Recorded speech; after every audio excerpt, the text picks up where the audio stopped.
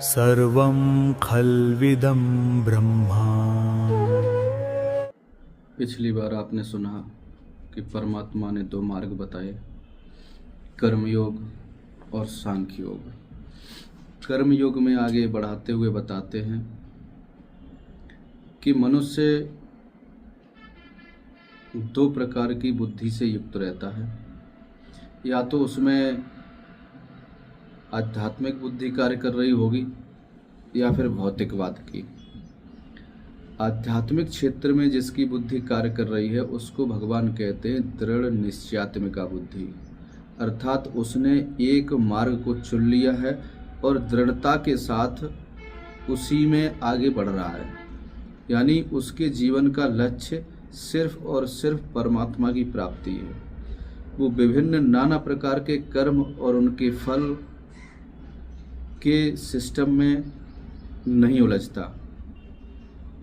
अब जिनकी भोगों ने, आशाओं ने, तृष्णाओं ने जिनके चित्त का अपहरण कर लिया है, वो संसार के तमाम क्रियाकलापों में उलझे हुए हैं। उनकी बुद्धि जो है व्यापारिक है, यानी व्यवसायत्मक है। वो नाना प्रकार से नाना नाम रूप वाले संसार को प्राप्त करने की चेष्टा में लगा रहता है।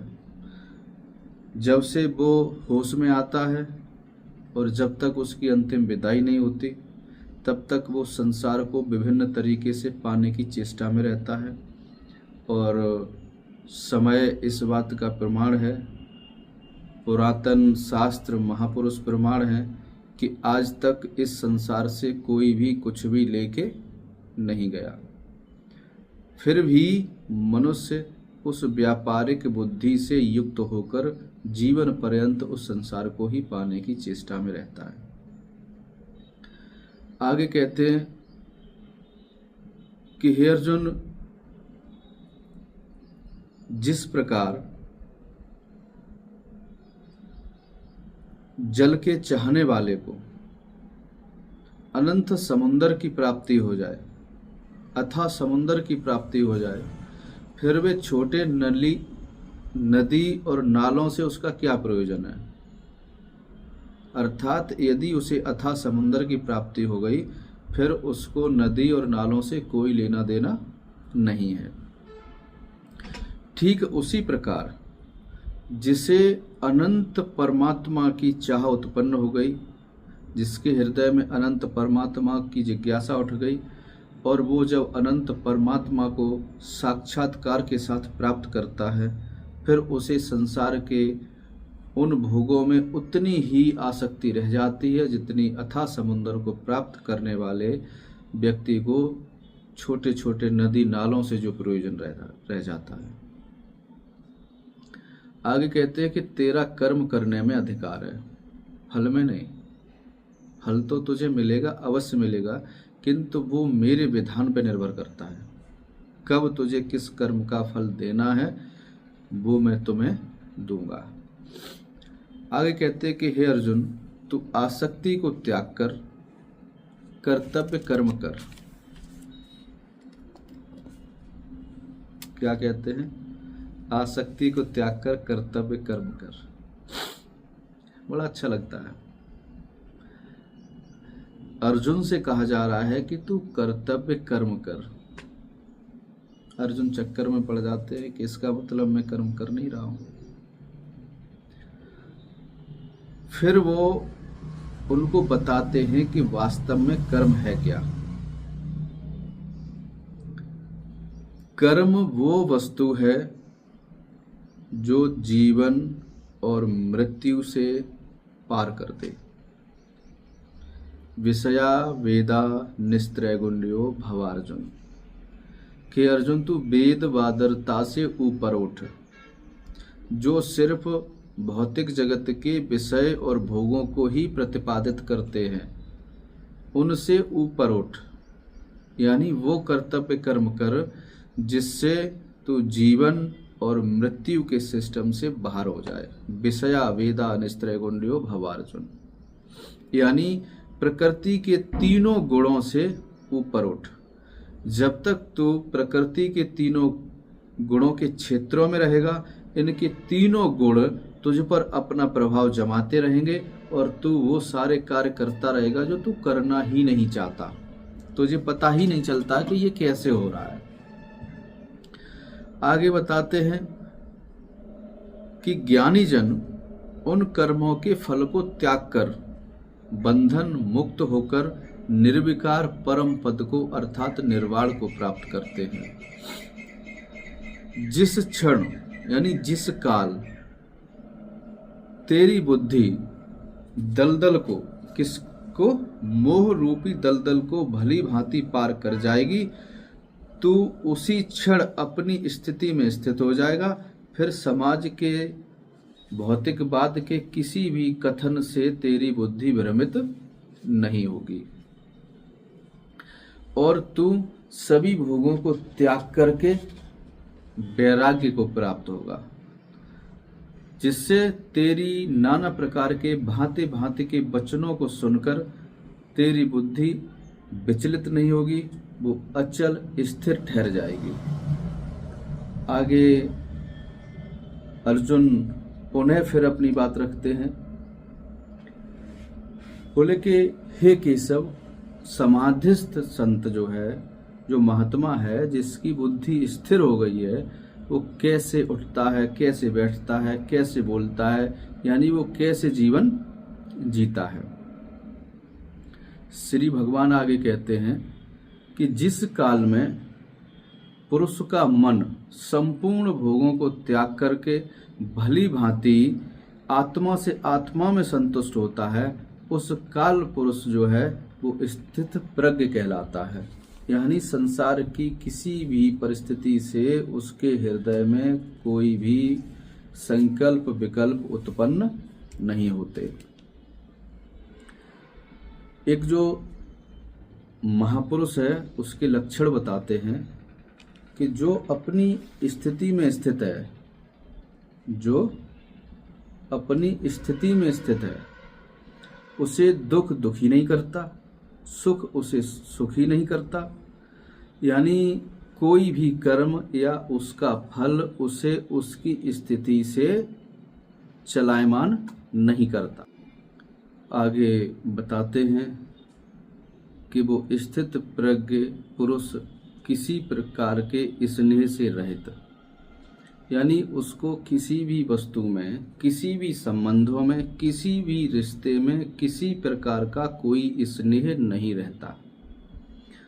जैसे कछुआ सब प्रकार से अपने अंगों को समेट लेता है, वैसे ही स्थित प्रज्ञ जो पुरुष है वो अपने सभी इंद्रियों को अपने अंतःकरण में स्थित कर लेता है। इंद्रियों के द्वारा वो किसी प्रकार के भी विषयों को ग्रहण नहीं करता, अर्थात उसकी उन विषयों से निवृत्ति हो जाती है। और इस प्रकार भयंकर बल से युक्त प्रमथन स्वभाव वाली, प्रमथन स्वभाव का मतलब है कि जो आपके मन को मथ डाले, जो आपके हृदय को आंदोलित कर दे, वो स्थिति आपकी कर दें कि आप निर्णय ही न ले पाएं कि मुझे करना क्या है। जब विषयों का, आसक्ति का किसी भी व्यक्ति पर प्रभाव पड़ता है तो वो किसी भी निर्णय को लेने में सक्षम नहीं रहता। इसलिए साधक को चाहिए कि संपूर्ण प्रकार से अपनी इंद्रियों को भली भांति अपने वश में करे, आसक्ति रहित परमात्मा में स्थित होवे। आगे कहते हैं कि यदि वो पुरुष, यदि कोई भी पुरुष अपनी मन, बुद्धि, इंद्रियों को यानी अंतःकरण को संयमित नहीं करता, अपने नियंत्रण में नहीं करता, तो काम रूपी महान शत्रु उसको मथ डालता है। कैसे? यदि किसी व्यक्ति के हृदय में किसी वस्तु को पाने की कामना उत्पन्न होती है, जब कामना उत्पन्न होगी तो उसे पूरा करने के लिए वो प्रयास भी करेगा, और उस प्रयास में किसी भी तरीके से कोई विघ्न उत्पन्न होता है, कोई अवरोध होता है, तो फिर उसके अंदर क्रोध उत्पन्न होगा। पहले क्या थी? कामना, एक छोटी सी इच्छा, अब वो क्रोध का रूप ले लिया। और जब वो क्रोध आता है उसको, तो फिर क्या होता है? फिर वो भूल जाता है कि मैं कौन हूँ, सामने वाला कौन है, जो मैं करने जा रहा हूँ वो क्या है। और जो नहीं चाहता है वो भी कार्य कर डालता है। काम ऐस क्रोध ऐस रजोगुण समुद्भवा, कि अर्जुन रजोगुण से उत्पन्न काम ही दुर्जय शत्रु है, इसको मार डाल। अगर इसको तू नहीं मारेगा तो कामना में विघ्न आने पर व्यक्ति क्रोधित होता है, और क्रोध आने पर उसकी बुद्धि नष्ट हो जाती है, और बुद्धि नष्ट हो जाने पर वो अपने विवेक को खो बैठता है, और वो कार्य करता है जो एक बार करने के बाद उसे जीवन भर उसके लिए पश्चाताप करना होता है, पछताना पड़ता है, और कभी कभी तो प्रक्रिया जन्म जन्मांतरों दोहराई जाती है। फिर इसलिए विषयों का चिंतन ना करते हुए परम तत्व परमात्मा में स्थित होते हुए अपने जीवन के दिव्य आनंद का अनुभव करें। परंतु आगे बताते हैं कि जिनके मन बुद्धि इंद्रियां बस में हैं उनको लाभ क्या है। जिनके मन बुद्धि इंद्रियां बस में हैं, जो शांत चित्त हैं, जो आनंद चित्त हैं, जिनका पूरा अंतःकरण अपने बस में है, वो परम तत्व परमात्मा में स्थिति प्राप्त करते हैं और सदैव आनंद प्रदान करने वाले युग को सिद्ध करते हैं। आगे बताते हैं कि जैसे वायु किसी नाव को अपने झोंकों के साथ बहा ले जाती है, ठीक वैसे ही इंद्रियां तमाम विषयों में भ्रमण करती हैं, और मन जिस इंद्रिय का साथ दे देता है वो इंद्रिय उस कार्य को कर डालती है और आगे बढ़ जाती है। उसका परिणाम क्या होगा ये सोचे समझे बिना। और जो स्थित प्रज्ञ है वो परम तत्व परमात्मा में स्थित होता है, और वो अनंत आनंद को, अनंत शांति को प्राप्त होता है। या निशा सर्वभूतानां तस्याम जागृति संयमी। कहते कि हे अर्जुन, संपूर्ण प्राणियों के लिए जो रात्रि के समान है उसमें योगी जागता है। संपूर्ण प्राणियों के लिए जो रात्रि के समान है उसमें योगी जागता है, और जो संपूर्ण प्राणियों के लिए दिन के समान है उसमें योगी सोता है। यह रात्रि परिचायक है परम तत्व परमात्मा का, क्योंकि जो वस्तु दिखती नहीं है उसको अंधकार की संज्ञा दी जाती है, उसको रात्रि से संबोधित किया जाता है। अब अज्ञानी जो हैं उन्हें आत्म तत्व का दर्शन तो होता नहीं है, इसलिए जो नहीं दिख रहा है वो उनके लिए रात्रि के समान है, इसलिए वो उसमें सोते हैं, और जो तत्वदर्शी महापुरुष हैं वो उस परमात्मा में जागते हैं।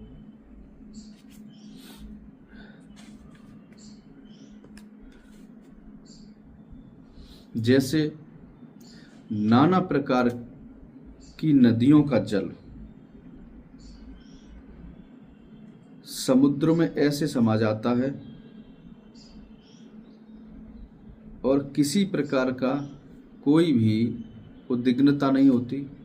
कहने का मतलब है कि समुद्र नाना प्रकार के जल को अपने आप में समाहित कर लेता है, किसी भी तरीके से मर्यादा को तोड़े बिना।